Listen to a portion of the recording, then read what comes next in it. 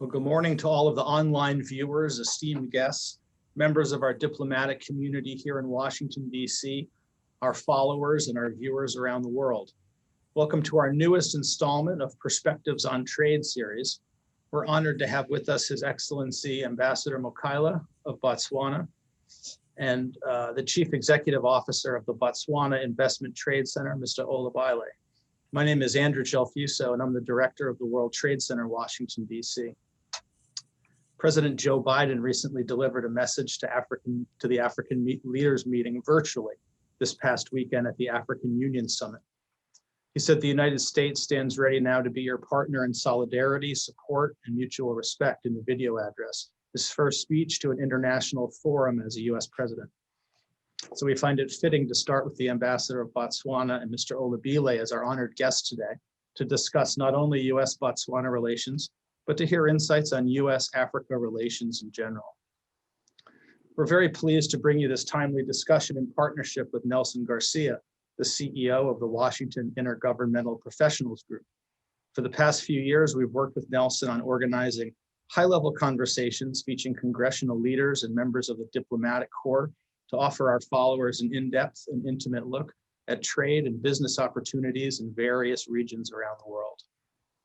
Before I turn it over to Nelson, I'd like to give you a bit of background on our work here for those of you that are not familiar with us.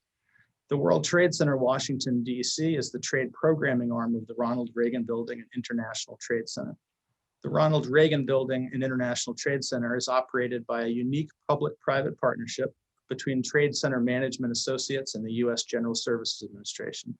Additionally, we're part of the World Trade Center Association, a global network of over 300 centers in over 100 countries around the world. Our mission is based on a congressional mandate to promote trade, diplomacy, and culture. I'd like to thank you again for joining us, and we look forward to hosting you and your colleagues at other programs that we have in the pipeline. Please visit our website to see more of what's coming up.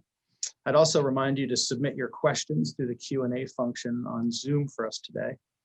Many thanks for being here, and now I would like to turn this over to my good friend, Mr. Nelson Garcia.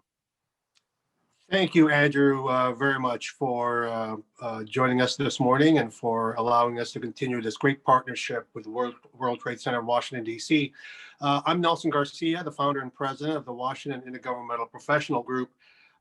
We are an organization that was founded in 2009 with a specific purpose of working closely with newly arrived ambassadors and even newly elected members of Congress who are focused on international relations and trade in the hopes of fostering greater understanding between our countries and various constituencies.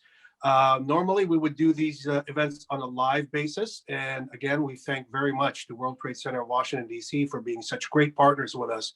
And we hope to, again, eventually do these events on a live basis, either at a luncheon or at a reception over at the Ronald Reagan Building and International Trade Center. And so once we get through this pandemic situation, we hope to go back to those types of events in the near future. So thank you again, Andrew, and for your fantastic staff and putting this webinar together, Allison McKithen and Hosai in particular, Rashid in particular for being great partners for our organization. Before we introduce the ambassador, I would like to also welcome members of the diplomatic community. In particular, I believe joining us this morning is Her Excellency Jabaliso Agwebu, the ambassador of the Kingdom of Eswatini, as well as Ambassador Sidney Colley from the Embassy of the Bahamas, as well as the Deputy Chief of Mission Yoliswa Mvebe from the Republic of South Africa this morning. And welcome to all the other diplomats from the various embassies here in Washington joining us this morning, as well as all of the guests for joining us. And with that, I'd like to go ahead and introduce His Excellency Onkokame Kitso Mokaila, who assumed his position as the Botswana ambassador to the United States of America on August 25th, 2020. Prior to his appointment, Ambassador Mokaila was a Unisystems company owner and corporate manager. Early in his career, he led several global and multinational companies doing business in Botswana and overseas, including serving as Managing Director of Unisys Botswana Party Limited, Managing Director of International Computers Limited, and General Manager of Hyundai Motor Distributors, respectively. As a member of parliament from 2004 to 2019, Ambassador Mokaila held a wide range of cabinet portfolios. During his political and parliamentary career, he served as Minister of Environment, Natural Resources, Conservation and Tourism, Minister of Transport and Communications, as well as Minister of Minerals, Energy and Water Resources. Before joining politics and the corporate world, Ambassador Mokaila served in the Botswana Defense Force from 1980 to 1988 and attained the rank of captain. He has also served as an instructor at the Botswana Polytechnic in Gaborone. He is a graduate at the College of Military Engineering, India Pune, and Military College of Electronics and Mechanical Engineering, India Secunderabad, the Swaziland College of Technology, and Madu Apula School in Gaborone. He speaks obviously English, Setswana, and Hindi. He is married and has 3 children. And with that also a very special welcome to Mr. Olebile on behalf of WIPG for joining us this morning. I present to you now His Excellency, Ambassador Mokaila. Ambassador. Thank you very much for that introduction. First, let me start by commending and thanking the Washington Intergovernmental Professional Group and the World Trade Center of Washington for this engagement and conversation with the Republic of Botswana on trade. When you talk trade, you talk about instruments that facilitate trade. So let me just touch on 4 instruments before I go into other issues about the Republic of Botswana that stick out. Botswana and the United States of America enjoy close bilateral relations governed by the existence of a Trade, Investment and Development Cooperative Agreement, which was signed in 2008. The agreement serves as the basis under which the United States and the Southern African Customs Union are able to negotiate a series of trade and investment agreements. You will recall that the United States accorded sub-Saharan African countries preferential market access through the African Growth and Opportunities Act, AGOA, which is a non-reciprocal unilateral trade preference program that provides duty-free access into the United States. Botswana, in readiness of this, developed a national AGOA response strategy to enable the country to take advantage of and realize full potential of the AGOA initiative. From the past administration in the United States came out Prosper Africa Initiative, which is a US government initiative to substantially increase two-way trade between the United States and Africa. So another instrument that also facilitates trade. And of recent, the Africa Continental Free Trade Agreement, which is the largest free trade area in the world measured by the number of countries participating. It connects 1.3 billion people across 55 countries with a combined GDP valued at around 3.4 trillion US dollars. Despite these trade instruments being in place, Botswana exports are largely driven by diamond. There is an urgent need to diversify the country's export portfolio and to promote other sectors for export into the USA, into Africa, and into the world at large. So let me make a case for why Botswana is an ideal investment location for doing business in and with. Botswana is politically stable with a mature democracy, with established rule of law and a long history of a strong belief in governance, with the lowest rate of corruption on the African continent, offering a secure and predictable business environment. Our impressive record in managing the economy judiciously and prudently over the past 54 years is evidenced by how we have transformed from being one of the poorest countries in the world to an upper middle income economy. Other factors that stand out include a stable multi-party democracy, a good legal system and independent judiciary, respect for and protection of private property, sound macroeconomic framework, fiscal discipline, respect for individual human rights and fundamental freedoms. Unfortunately, COVID struck and threw all our economies on the African continent and the world at large into disarray. So due to COVID, the Parliament of Botswana last year adopted what we call the Economic Recovery and Transformation Plan, ETRP, which prioritizes the development of facilitative infrastructure, supports increased agriculture and manufacturing output, growth in the creative industry, improving the business environment and accelerating regulatory reforms, obviously to facilitate business, promoting digital transformation and priorities for stimulating the economy. The last thing I'll speak about is the Botswana has abundant renewable energy potential, particularly in solar and biomass that remain largely untapped. We are blessed with 3,200 hours of sunshine per year, providing the country with one of the highest solar irradiations in the world. So I think I've given you a basic background to what Botswana offers and why Botswana, but why the continent of Africa as well.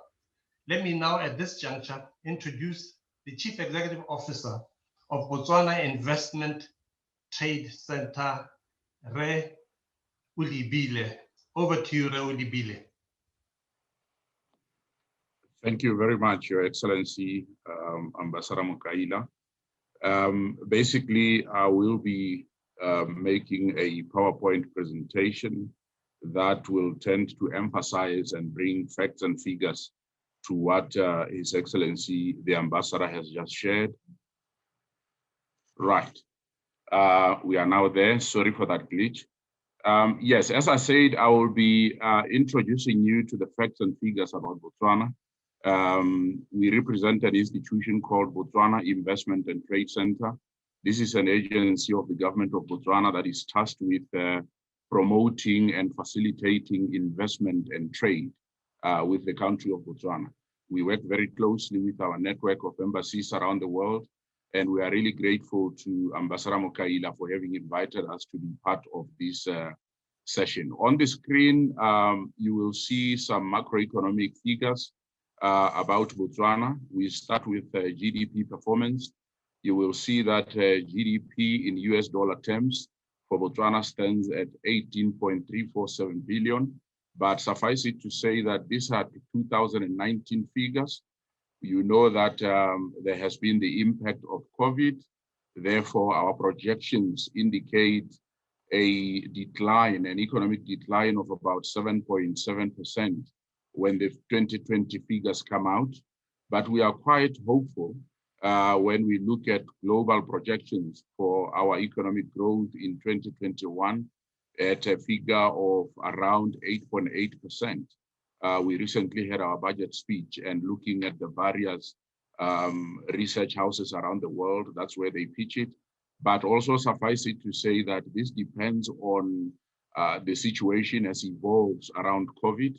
It's obviously an evolving situation, and we will see whether indeed global economies will emerge out of that, or we will continue to have quite a dire situation.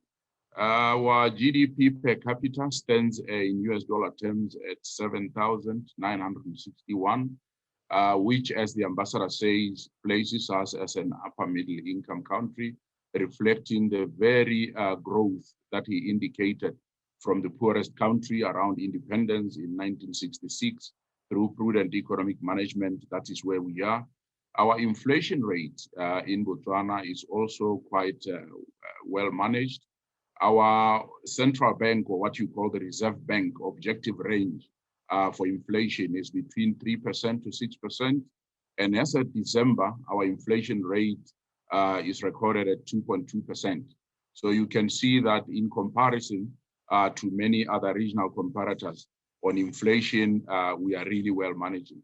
This now translates into quite favorable interest rates.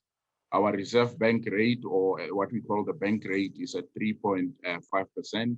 Then the prime lending rate, the rate at which commercial banks can extend you funds, is at 5%. And when you look at that as well, it's quite competitive from a regional perspective.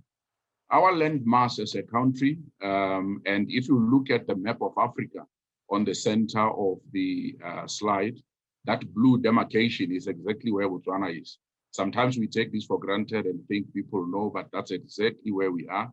That blue demarcation with a land mass of 582,000 square kilometers. To simplify it, we always say we are the size of France. That's exactly where they are as well. We border regional countries of South Africa, Namibia, Zambia, and Zimbabwe, and quite happy to see that some of our diplomatic representatives from these countries are joining us in this forum. Our population, we are not well blessed in that regard. We are only 2.3 million in number. You will see later as I extend my pitch that it explains the reason why as a country we've opened up our policies to become the gateway for capital deployment in other countries in the region. That is exactly about putting forward our desirable attributes in order to also facilitate investment and trade growth for other countries that are surrounding us. You will see that in terms of key exports compared to key imports, the trade balance would be in favor of Botswana, but is predominantly due to diamonds that are coming into Botswana for aggregation and trading through the DBS platform, as well as the AGOA strategy, which His Excellency the Ambassador has articulated that we are a member of. So we have a deliberate strategy where we have certain product lines that we prioritize for the US market. So when you look at it, we tend to send more goods to the US than the US sends back to us. So I believe in this space of trade, the numbers indicate that there is so much that we can still do with each other. Now, go into Botswana's competitiveness without obviously repeating what the ambassador has said. Botswana has enjoyed sustained periods of economic growth. You can see how we have come over the years 2018, 2019. Of course, a projected decline, according to Fitch Solutions, it's 6.8%. But as I said, according to other numbers by our central bank, we are averaging around 7.7%. The ambassador has spoken about the prudent macroeconomic management, which is confirmed by the Economic Intelligence Unit. If you read their 2020 report, the country, though, still has a strong balance sheet with a net external creditor position. In Botswana, we tend to manage our level of debt by what we call prudential thresholds. In other words, at any time, the country cannot borrow more than 40% of its GDP. So that's how we tend to manage our exposure as we tend to insource funds to develop infrastructure and other economic requirements.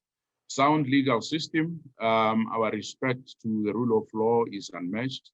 And according to Transparency International as well, we are the least corrupt on mainland Africa, and that's a record we have held for a considerable length of time.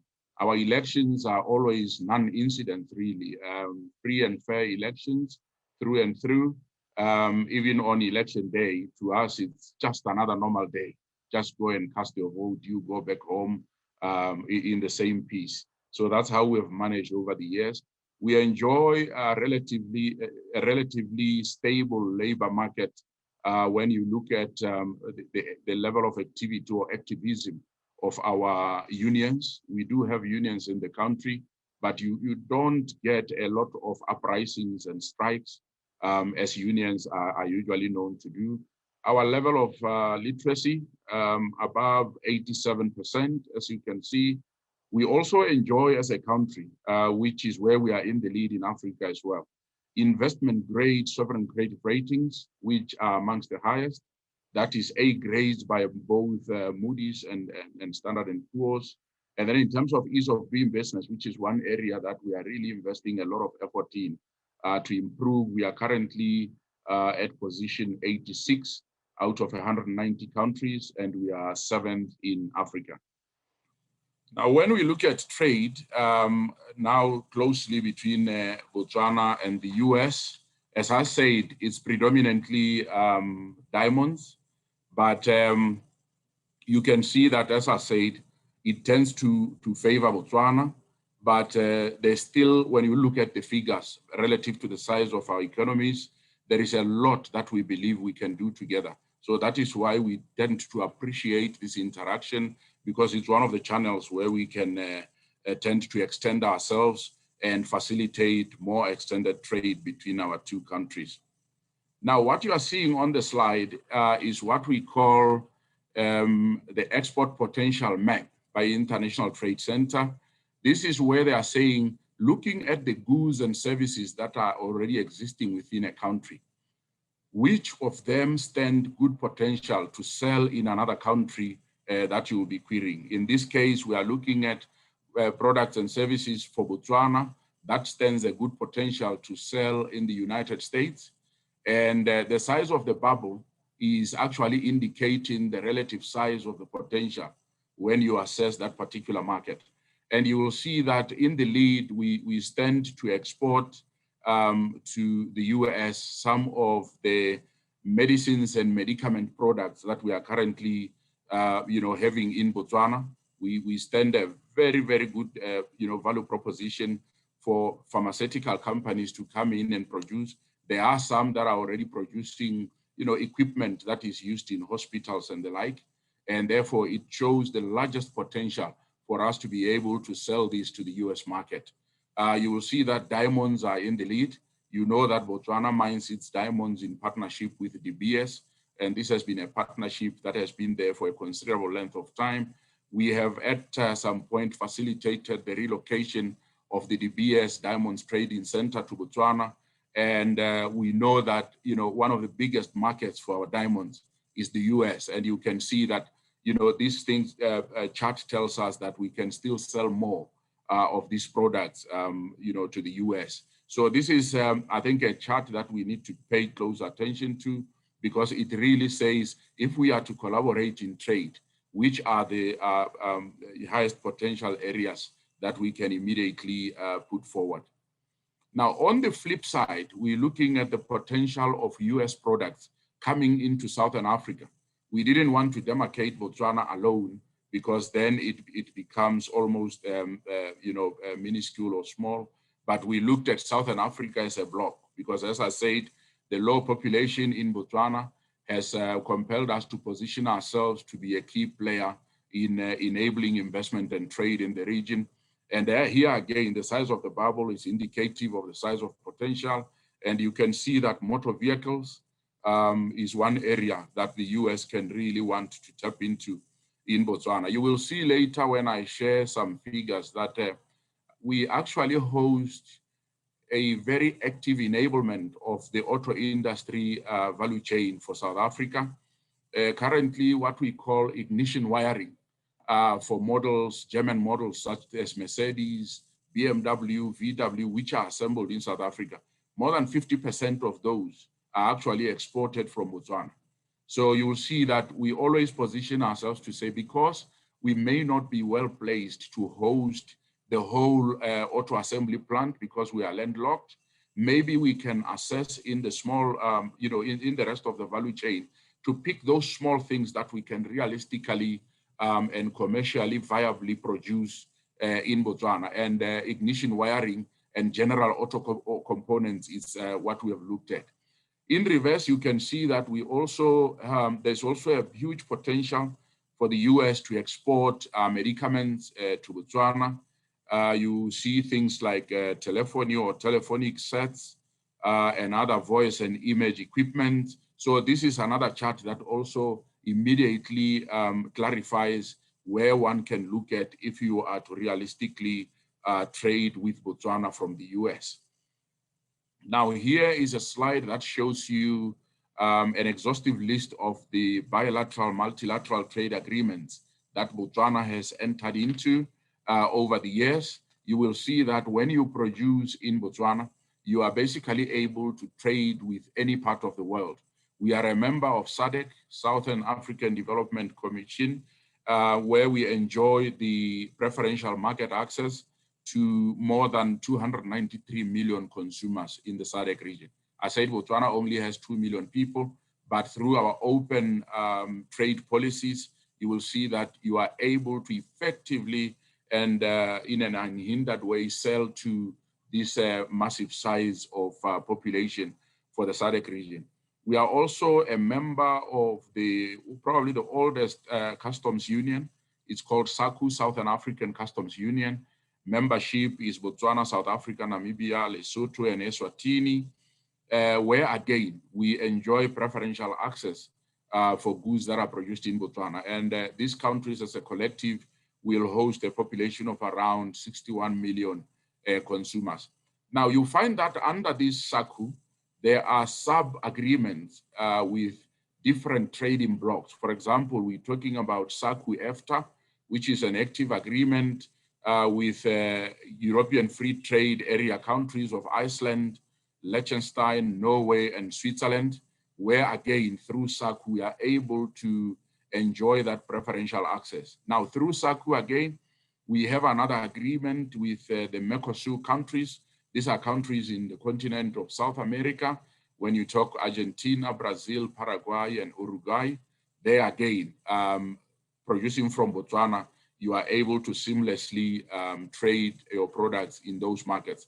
Now, the key one, which is circled red, AGOA, the Africa Growth and Opportunities Act, which gives us almost an unlimited amount of product lines to push into the United States of America. In the previous round of AGOA, we were not quite happy as Botswana because we believe we didn't harness the potential of this agreement.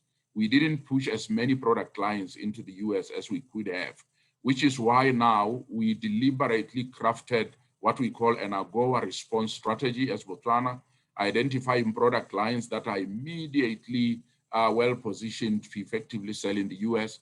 And we are implementing that as the Investment and Trade Center. Therefore, we believe this time around, it should be able to elevate the amount of goods for trade that we send to the US. We have a special agreement with Zimbabwe. And then there is also the tripartite trade agreement between the Eastern Bloc, SADC, the Southern Bloc, and COMESA, which also gives us that extended advantage. Now, the ambassador has spoken about the Africa Continental Free Trade Agreement, which has just commenced. Botswana has signed, but we are almost at a point of now ratifying, so that as trading under this arrangement has started, we can also be an early beneficiary. So effectively, this says when you are producing from Botswana, you are able to seamlessly access all corners of the world. You can see the last one there is the European Union SADC Economic Partnership Agreement, which also gives us advantages to sell into the European Union. Now, quickly on investment opportunities that we tend to prioritize, you will see that agriculture and agribusiness is what we tend to put forward. I've sampled their dairy production because Botswana tends to produce probably only 4% of its dairy requirements. And this is something that is you can't understand because this is a country that is known to be a cattle farming country. Why is it that we are importing so much milk? So we are working around the clock to make sure that we attract credible, sizable dairy producers to come and substitute these so that at least on milk production, we are self-sustaining. There is a project there highlighted, the Agro Zambezi Integrated Commercial Project, which is about tapping into the waters from the Zambezi rivers in agreement with the other countries that the river flows through, so that we can irrigate an already actively producing farming center called Pandamatenga. It's a project that is going under public-private partnerships, and it's facilitated by our brothers of another institution called the Special Economic Zones Authority. So we should be seeing some action there. Ostrich farming is something that we once tried as Botswana, didn't do well at the time that we were putting it forward because maybe we did the modeling wrong. But we still see from countries like South Africa, when you go to the Western Cape, different climate, same climate, same terrain as Botswana, they are claiming, I think, 65% of the world ostrich products market. We believe that we can resuscitate in that regard. Therefore, government has an ostrich multiplication farm where they are looking for an active partner to come and run these and run an outgrower model to facilitate farmers to basically produce. And that goes with the leather. Government is advancing to develop a leather park so that leather from the 300,000 or so cattle that we slaughter every year can be processed into final products. On manufacturing, I spoke about auto components manufacturing, but effectively the strategy here for Botswana is what we call cross-border value chain linkages.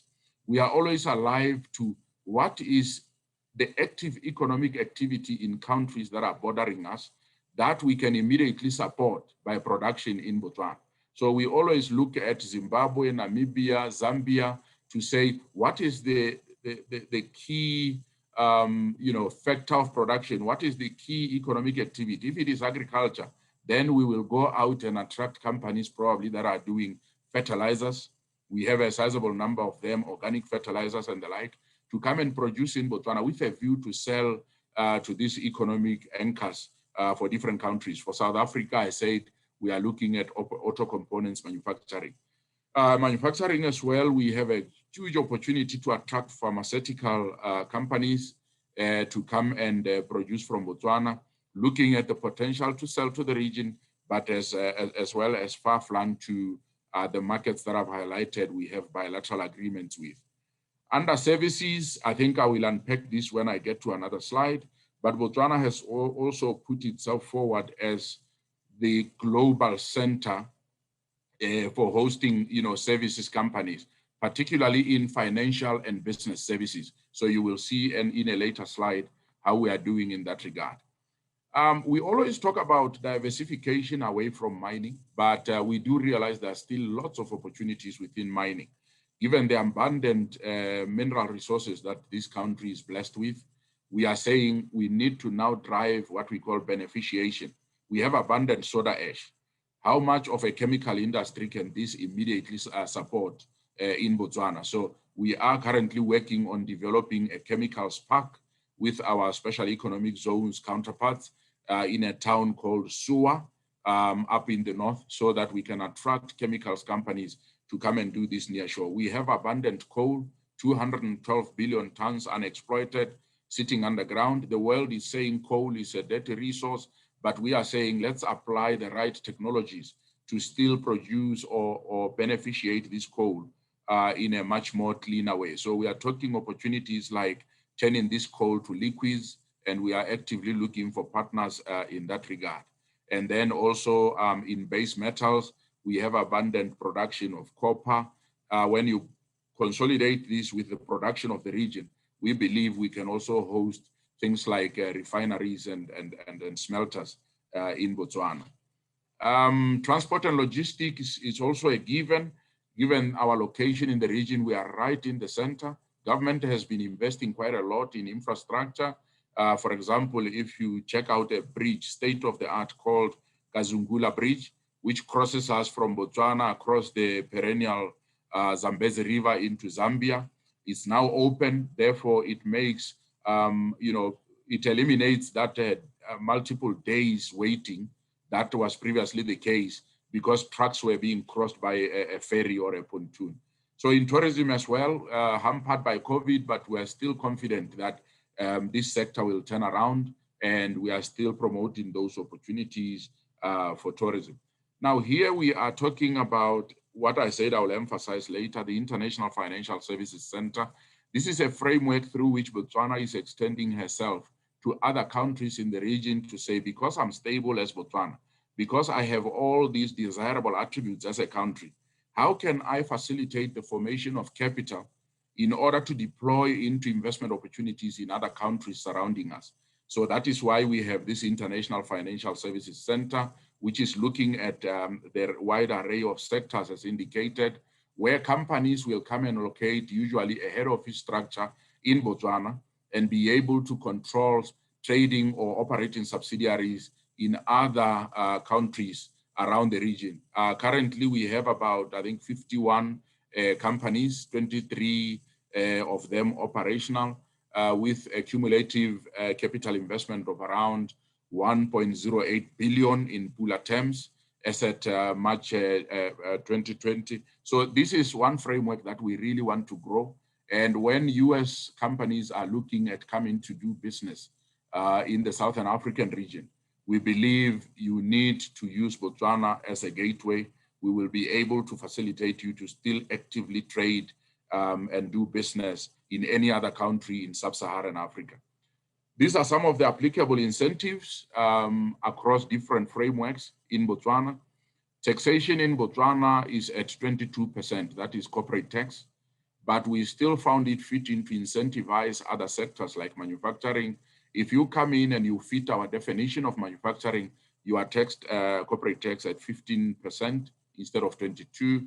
And then there is another dispensation called the Innovation Hub, which is where government has created a science and technology innovation park. If you are approved to operate in that park, because we want to really drive innovation, you will also be taxed at 15%.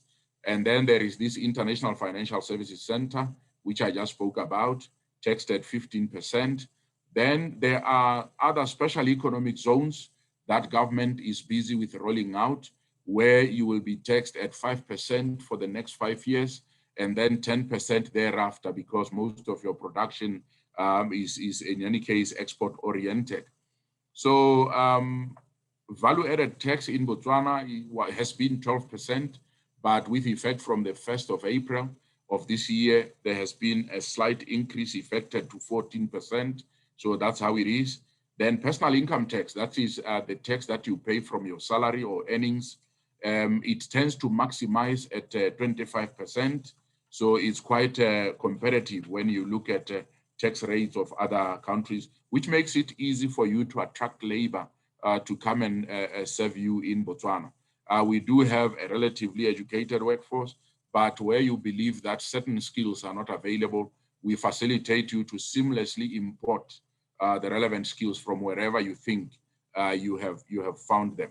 So I think the rest of the slide will be self-explanatory. We are also moving aggressively as a country to enter into double taxation avoidance treaties, because as we internationalize through frameworks like the International Financial Services Center, it becomes very important that companies that will have legs in 2 jurisdictions will not be taxed twice. So this slide basically gives you the DTAs that are in active and in use, as well as those that have been signed but not yet ratified. I think we have 18 at the moment, but we really aspire to take this as a priority to the 75s and the 100s that other regional comparators can talk about. Now, I'm going to close by telling you a bit about the institution that we represent. If you come to the city of Gaborone, that building indicated on the slide is exactly where I'm speaking from. That is our head office as Botswana Investment and Trade Center. We are like the national one-stop shop for facilitating investment into Botswana. We do a lot of promotion. We host investor attraction missions.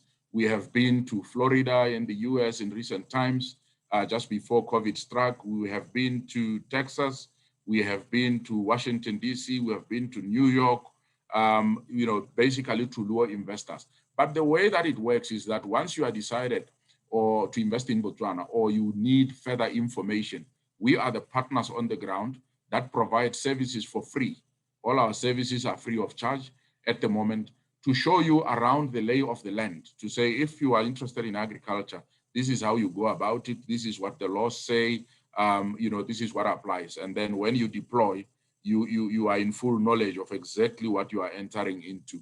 So we do facilitate services such as company and business registrations. We do facilitate trade and business licenses. We facilitate industrial and commercial land. Some of the businesses deploy and require land, so we do facilitate that as an institution. Sometimes you are looking for factory shells. We have our own factory shells that we continuously develop, but we also register vacant factories from the private sector, so that if somebody comes in, we can forward let that factory to them and they can deploy quickly. We have a seamless working arrangement with banks, So you can even open a bank account in our buildings, in our one-stop shop facility. Utility connections, we facilitate that.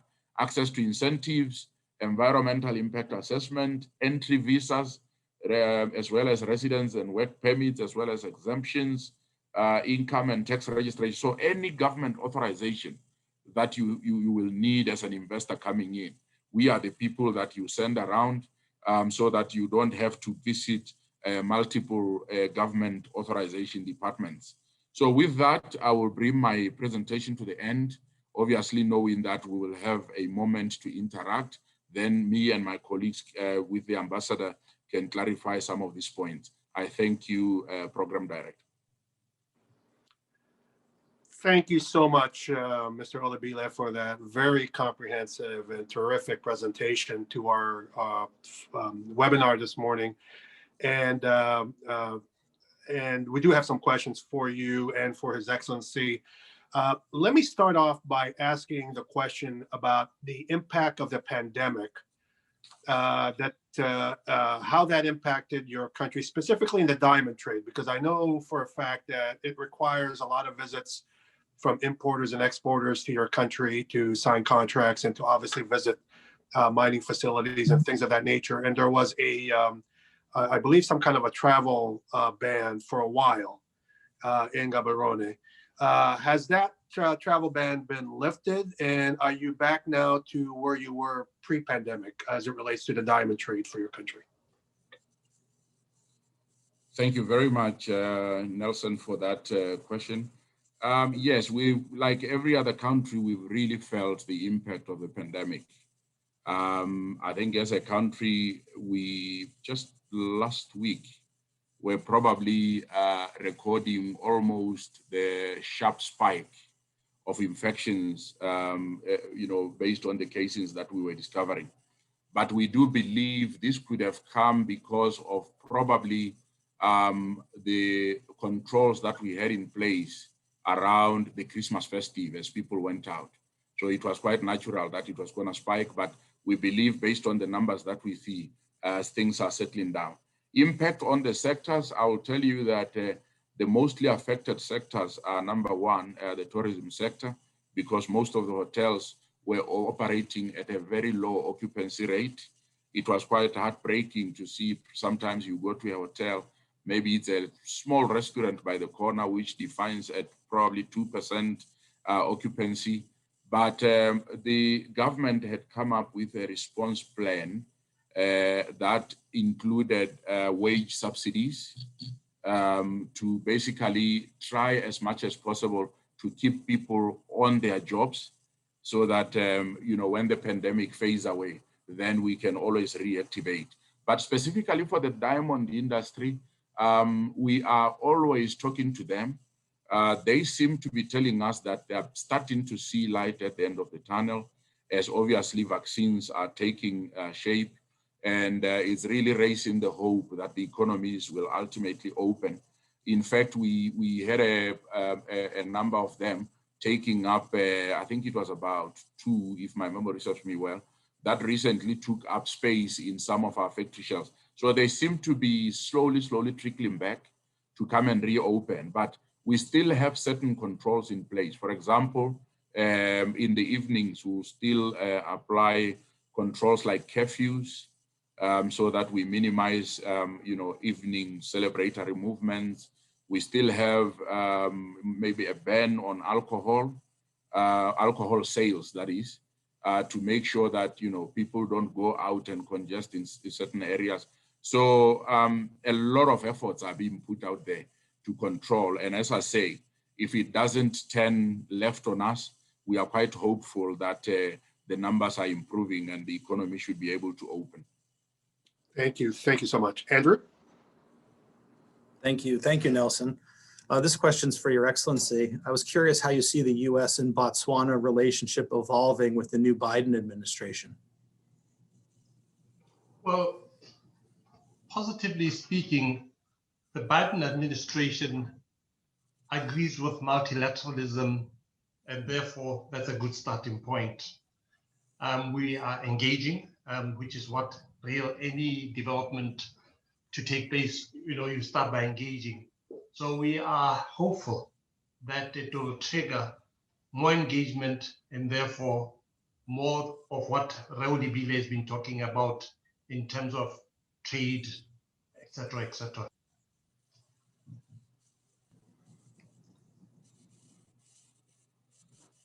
Thank you, Your Excellency. I have one more question from my end, specifically back to Mr. Olebile. In particular, can you explain a little bit how much of your trade internationally originates specifically directly from Gaborone versus the need to use land to transfer your goods and service and products to other countries with bigger airports? So that's one. And number two, are there any plans to expand Gaborone International Airport to allow for an increase in both cargo and travel and trade and tourism to accept those types of trade into the country versus relying upon other countries for direct air links, for example, from the United States before coming to your country? Thank you very much for that question. Trade that originates from Gaborone and the use of airports. Gaborone is our main commercial center. In fact, the challenge that we are currently facing as a promotion institution is how do we facilitate an even spread of investment from Gaborone to the other outlying areas in the country, which is why our strategy for developing these factory shells that I spoke about, sometimes it's now looking at extending these factory shells to the outlying areas so that we can decongest Gaborone and make sure that we also curb the rural-urban migration so that people can be exactly where they are, but they can have economic activity next to them. I don't have the numbers here, but I can get them for you. But I can tell you that, yeah, in the main, most of the exports, even of minerals, because once some of them like diamonds are produced, they will come for aggregation in Gaborone, and that is where most of the uplifting to export markets will take place. But yes, Gaborone is the main economic activity center. Now, increasing our airport, there is a project commissioned around the Gaborone International Airport of locating what you call a mixed-use special economic zone. Yellow monsters are already on site and the basic infrastructure is already being laid. What is envisaged here is to locate facilities that naturally complement the operations of an airport so that you can have probably storage facilities, aircraft maintenance facilities, and all that. And they call it the Airport City Project. So this is envisaged to probably complete in the first phase. They have just launched the first phase of it. They call it Boulevard 1. And it's envisaged to end somewhere mid next year. So this is a project that ultimately will attract the critical mass of operators that need services and facilities from the airport. Then you will observe from there how much of the actual physical terminals and runways you need based on the demand that is trickling in. So yes, there is a lot of infrastructure deployment around our airport at the moment, and we do believe it will really get to facilitate trade from that node in the near future. And add to that, Olebile, we've expanded the runways to take wide-bodied aircrafts already. What Olebile is talking to is now the expansion around the services around those runways. We've expanded Gaborone, Francistown, Maun, and Kasane to take wide-bodied aircrafts. That was done in my previous life. Thank you, Excellency. And Andrew, one last question. Okay. It sounds like the Botswana Investment Trade Center is just a tremendous resource. Mr. Olebile, you mentioned that you have an AGOA response strategy. AGOA has been around for a while, as you know. I'm just curious if you could reiterate which industries are well positioned to take advantage of AGOA.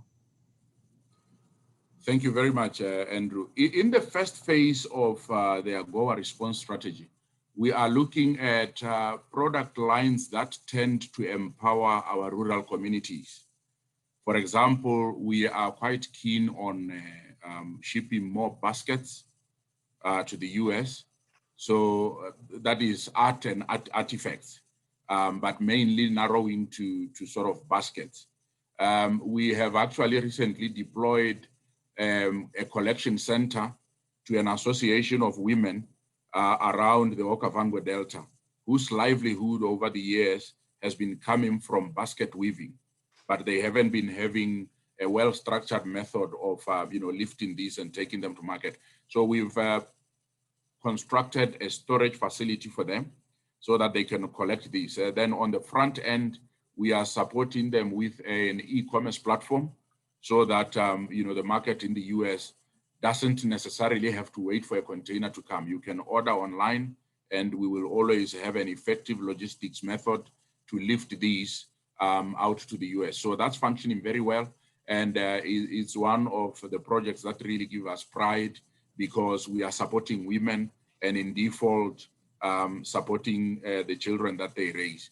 But you will find that in other product lines, for example, like the well-established ones like your diamonds, it's all about how do we entrench them.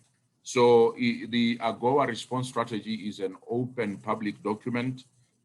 Through the right offices, we can also just share it so that you see what we are trying to cultivate towards the US market. Thank you so much. Nelson, do you have any final thoughts before we wrap up? Yes, I just want to close and again thank Mr. Olebile and especially His Excellency Ambassador Mokaila and the entire embassy staff and members of the Botswana Investment and Trade Center for joining us this morning. This has been a fantastic presentation. Although not many Americans have interacted much with Botswana, at least between Andrew and I, we found the embassy here in Washington to be one of the most proactive and very much an open embassy for us to work with. And we thank you so much for continuing that policy, Ambassador, and hope to continue to work with you in the future. And we again want to thank members of WIPG, members of the diplomatic community, and our special guests for today for joining us. And Andrew, you, Ali, and Hosai, thank you so much for being partners with us in this and other projects down the road. And I'll go ahead and turn it back to you for final. Oh, thank you. It's our great pleasure, Nelson. Thank you so much to our speakers. Thank you to our viewers. I hope that you'll join us back here again on March 9th, where we hear from the Ambassador of Jamaica. And then on March 16th, we're going to hear from the ambassadors of Costa Rica, Dominican Republic, El Salvador, Guatemala, Honduras, and Nicaragua on DR CAFTA. With that, I wish you all a pleasant day, and thank you again for joining us. Thank you very much. Thank you all. Thank you.